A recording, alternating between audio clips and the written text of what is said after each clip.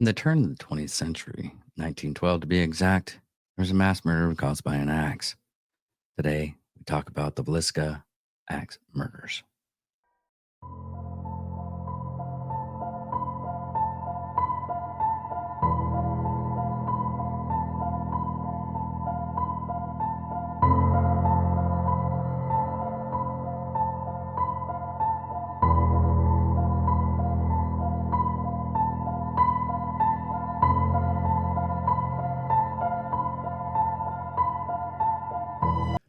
We here at Angry Me Production want to thank our sponsor, Mobile Notary Mindy. She's certified with the National Notary Association. She's also bonded and E&O insured. She offers a wide range of services including wills, powers of attorney, medical documents, healthcare proxies, living wills, certification of trust, assignment of personal property, HIPAA waivers, advanced healthcare directives, and 99 verification. You can find her on Facebook, TikTok, and Instagram at Mobile Notary Mindy. You can also visit her webpage at texasmobilenotarymindy.com. That's TX, mobilenotarymindy.com. Thank you so much and enjoy the show. Ladies and gentlemen of all ages, boys and girls, thank you for tuning in to yet another episode of Angry Me Production. We appreciate you coming in and letting us be a part of your lives week in and week out. We hope to do our best to present you with something that your eardrums delight in. Whether you're looking at us on YouTube or Rumble, or listening to us on Spotify, Google, or Anchor, or any of the other podcast services that we are currently on or trying to get on, we thank you. And if you don't mind, at the end of every episode, stop by, leave us a comment, leave us a like. If it asks for 5 stars, we'll take 5 stars, even if you don't like us. 5 stars are what it's all about. With that being said, we hope you enjoy our attempt to make our advocation our vocation. Ladies and gentlemen, let the games begin. Welcome, Angry Faithful. Yes, that's right. Today we're going to talk about the Villisca axe murders. Now, going through the date and everything, doesn't look like there was any kind of person that was actually caught on this, so bear with me on it. Now, you can visit the home in Villisca, Iowa. It's $20. And yes, I did the research myself. And it's just a little home, and they kept everything. If you look at their website, the Villisca Axe Murderer House, and you'll see that and what I'm showing you right now, if you're watching on YouTube or the other sites, yeah, they kept everything basically the same. Well, it's cleaned up and tidied up. You get to look around, and a lot of ghost hunters has gone through it because it's supposed to be a haunted house. So if you're ever in that area in Villisca, check it out. Tell them I sent you. That'd be kind of funny. I want to see if that actually happens. Now, the details in the early mornings, the victims consisted of Josiah B. and Sarah, 39. Josiah was 43, and other 4 children, Herman Montgomery, 11, Mary Catherine, 10, Arthur Boyd, 7, and Paul Vernon, 5. An influential family, the Moores were well known and well liked within the community. On June 9th, 1912, Mary Catherine Moore invited Ian May and Leanne Gertrude Stinger, 12, to spend the night in Moore's residence. That evening, the visiting girls and the Morris family attended the Presbyterian Church, where they participated in the Children's Day program, which Sarah was coordinated. After the program ended at 9:30 p.m., the Moores and the Stinglers sisters walked to the Morris house, arriving at 9:45 and 10 p.m. Now, the discovery of the crime at 7 a.m. the next day, June 10th, Mary Peckham, the Moores' neighbor, became concerned after she noticed that the family had not came out for their morning chores, which was their regular schedule. Peckham knocked on the Moore's door. With nobody answering, she tried to open the door and discovered that it had been locked. Peckham let the Moore's chicken out and called Ross Moore, Josiah's brother. Like Peckham, Moore received no response when he knocked on the door and shouted. Ross unlocked the front door with his copy of the house key, while Peckham stood on the porch. Ross went into the parlor and opened the guest bedroom door, where he found Ian and Leanne Stingler's body on the bed. Moore immediately told Peckham to call Henry Hank Horton, the primary peace officer who served shortly thereafter. Horton searched the house, revealed the entire Moore family and the two Stinger girls had been bludgeoned to death. Moore's body, an axe belonging to Josiah, was found in the guest room where the Stingler's sisters were found. Doctors concluded that murders had been taking place between midnight and 5 a.m. Two spent cigarettes in the attic suggested the killer or killers were waiting. According to official tour, there are no cigarettes found. According to the official tour, there were no cigarettes found in the attic until Moore's family and Stingler's guests were asleep.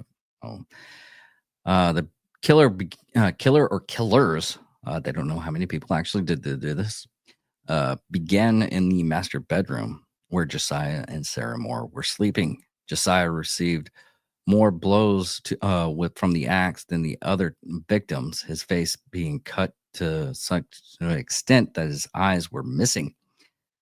The ceiling of the room also had gouge marks from the murderer lifting the axe to murder him. I guess it was a small room.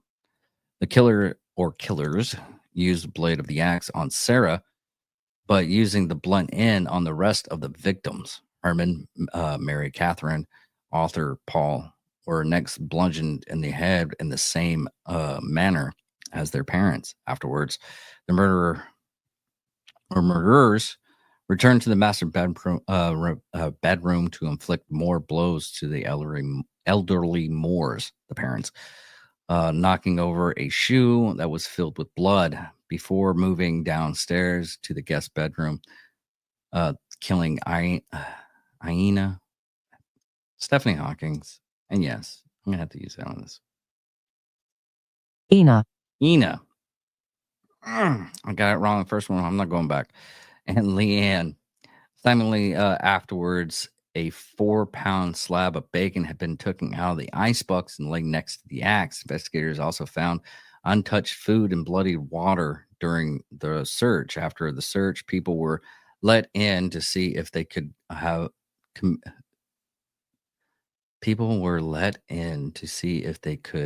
committed the crime, completely contaminating the weapon. Investigators believe that all the victims, except for Leanne Stingler, had been asleep with the murder. Did they give the axe to everybody that was in the house? See, okay, after the search, people were let in to see if they could have committed murder with the weapon. Anyways, back then, geez. Back then, they didn't know much about investigation as much as we do nowadays. And it's just, it really is an eye-opener of the times, I guess, when you're looking back on some of these investigations. Investigators believe that all the victims except the Leanne Stilger had been asleep with the murders. They thought that she was awakened and tried to fight back as she was found lying crosswise on the bed and with her defensive wound on her arms. Leanne's nightgown was pushed up to her waist, and she was wearing no undergarments, leading to law enforcement suspecting like the killers molested her. This was later proven false. Investigations over time, many possible suspects emerged, including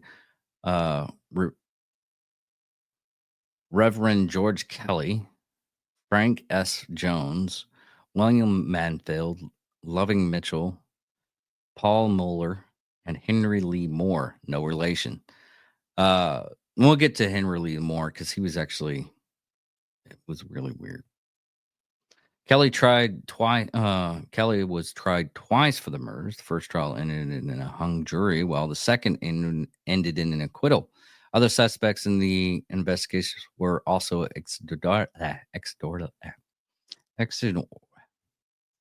Stephanie Hawking, help me with this word because I am tongue-tied with it. Exonerated. Exonerated. Thank you. Jeez. You ain't come here for the intelligence, I'll tell you that. Now, the first suspect was Andrew Sawyer. Every transit and otherwise unaccountable for stranger was a suspect in the murders. Andrew Sawyer was one of those people. He was interrogated but not charged. He was obsessed with the murders and slept fully clothed as if he was ready to make a clean getaway, as he also slept with an ex by his bed. And by this is like stretched because the investigation that time frame was really, really weird. It's almost like a witch hunt until like nowadays, and we still have witch hunts every once in a while. Now, the Reverend George Kelly. Kelly was an English board traveling minister in town on the night of the murders. Kelly was described as particular, reported having suffered a mental breakdown as an adolescent. As an adult, he was accused of peeping in several times, asking young women and girls to pose nude for him. Well, things don't change with the freaking church, I guess. On June 8, 1912, he came to Villisca to teach the children day services, which the Moore family attended. June 9, 1912, he left town between 5 a.m. and 5:50 a.m. On June 10th, 1912, hours before the bodies were discovered, Reverend Kelly had confessed to the murders in court, but the jury did not believe his confessions. And what? In the weeks that followed, he displayed a fraction with the cause and wrote many letters to the police, investigators, and the family of the deceased. This aroused suspicion, and the private investigators wrote back to Reverend Kelly asking for details that the minister might know about the murders. Okay. Kelly replied with great detail, claiming that he heard sounds and possibly witnessed the murders. He has known mental illness, made authorities question whether he knew the details because of having committed the murders or was imagining his account. Oh, okay. I can understand that. In 1914, 2 years after the murders, Kelly was arrested for seeing obscene material through a mail or sending obscene material through the mail. He was sexually harassing a woman who applied for a job as his secretary. He was sent to St. Elizabeth Hospital, the National Mental Hospital in Washington, D.C. Investigators speculate again that Kelly could have been the murderer of the Moore family. 1917, Kelly was arrested for the Villisca. Sorry, I'm going to have to. Stephanie Hawking again. Villisca. Villisca murders. Police obtained a confession from him. However, it followed many hours of the investigation, and Kelly was later recanted. After 2 separate trials, he was acquitted. Now the other one, Frank F. Jones. Fernando Jones was a Villisca resident and an Ohio state senator. Joshua Moore had worked with Frank Jones as his implement store for implement. It's an implement store. Implement. Okay, we're gonna have to find out what an implement store is. Implement store. Oh, okay. Implement store is basically a tractor supply company in Atwoods type thing. It's basically they deal with farm equipment and feed and whatnot. That I've never heard at an implement store. For many, he was Frank Jones at his implement store for many years before leaving to open his own store. Moore reportedly taking business away from Jones, including a very successful John Deere dealership. Moore was rumored to have had a sexual affair with Jones's daughter-in-law through no evidence supporting of this. I guess that's the reason why you could. There's a lot that can make a person snap, and I'm putting him top on the list. That would, if he actually found out about that stuff. But Kelly looks like a good person too. Now, William Mansfield. Another theory was Senator Jones's hire William Insane Blackie Mansfield. That does not okay. That doesn't bode well from him. An ex-convict informing U.S. soldiers stationed at Fort Leavenworth to murder he had hired him to murder the Moore family 9 months before the Moore's murder. Similar case of axe murder occurred in Colorado Springs, Colorado. Two axe murder cases follow Ellsworth, Kansas, and Petrolia, Kansas. Cases were similarly enough to raise the possibility of having been committed by the same person. Other murders reported as possibility being linked to these crimes, including numerous unsolved axe murders along the South Pacific Railroad. Man, they must have had like a plethora of axe murders. The unsolved axemen of New Orleans killings, which I'm thinking about doing that one too, as well as several others such murders during that time frame. The murders of Colorado Springs were closely related in execution to those of the Moore's house. H.C. Wayne, his wife and children, and Mrs. A.J. Burham were found dead, murdered with an axe. Bed sheets were used to cover the windows and prevent passerbys from looking in. At the Moore's house, the murderer hung aprons and skirts to cover the windows, as in the murders in the Villisca. The murderers in Colorado Springs wiped the blood off his axe, covered the heads of the victims with bed clothes. Mansfield was also the prime suspect of the burn detective agency in Kansas City. Detective James Newton Wilker's son, who suggested that he was a cocaine addict serial killer, which in that time frame is actually quite possible because you can buy cocaine at a drugstore. Things we learn nowadays. According to the Complimentary News Report, Wilkinson believed Mansfield responsible for the axe murders of his wife, infant son, father-in-law, and mother-in-law in Blue Island, Illinois, on July 5th, 1914, 2 years after the Villisca murders.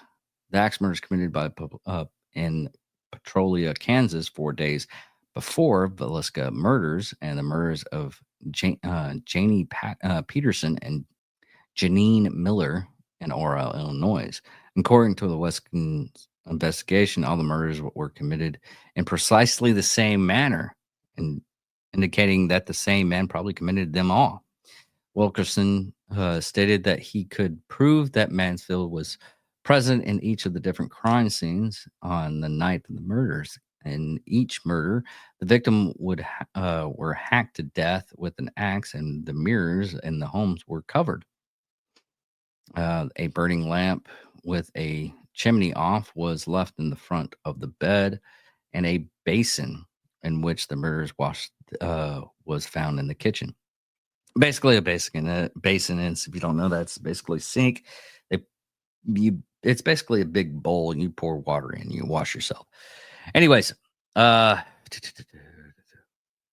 murderer avoided leaving fingerprints by wearing gloves, in which Wilkerson believed that the strong evidence that the man was Mansfield, who knew his fingerprints were on file at the federal military prison in Leavenworth. Wilkerson managed to convince a grand jury to an open investigation in 1916, and Mansfield was arrested and brought to Montgomery County from Kansas City.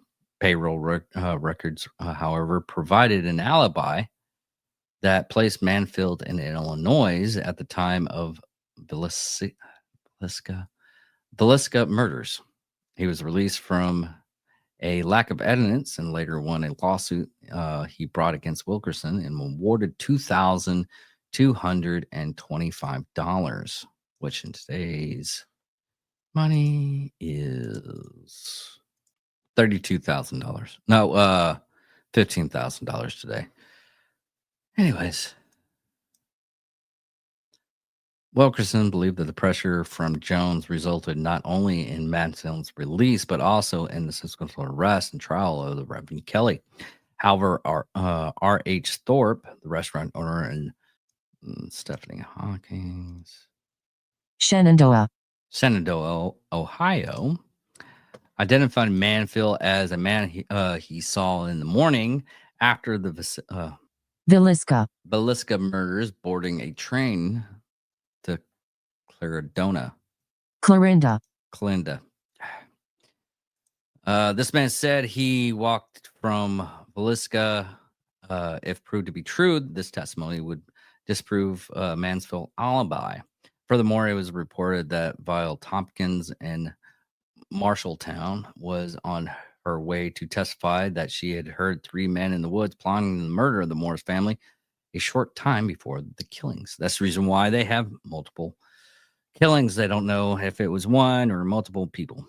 Now, the last one is Henry Lee Moore, was suspected as a serial killer who is not related to the slain Moore family, who was convicted of murdering his mother and grandmother several months after the murders in Villisca.